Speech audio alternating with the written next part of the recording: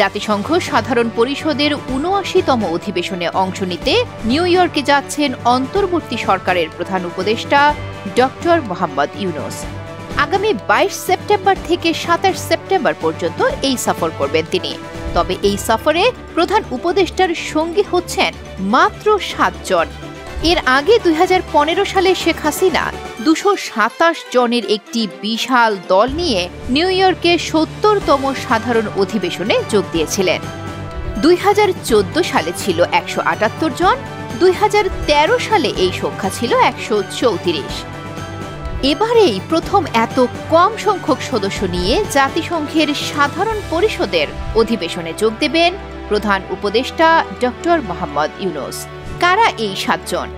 Doctor ইউনূসের মেয়ে দিনা Afroz Yunus, SDG বিষয়ক মুখ্য সমন্বয়ক লামিয়া মোর্শেদ, অর্থনৈতিক অবস্থার শ্বেতপত্র প্রণয়ন কমিটির প্রধান দেবপ্রিয় ভট্টাচার্য, দ্রিক এর ব্যবস্থাপনা পরিচালক শহীদুল আলম, প্রধান উপদেষ্টার বিশেষ সহকারী মোহাম্মদ মাহফুজ আলম, প্রধান উপদেষ্টার সহকারী একান্ত সচিব শাব্বির আহমেদ এবং ব্রাক বিশ্ববিদ্যালয়ের শিক্ষার্থী আয়েশা সিদ্দিকা তিথি।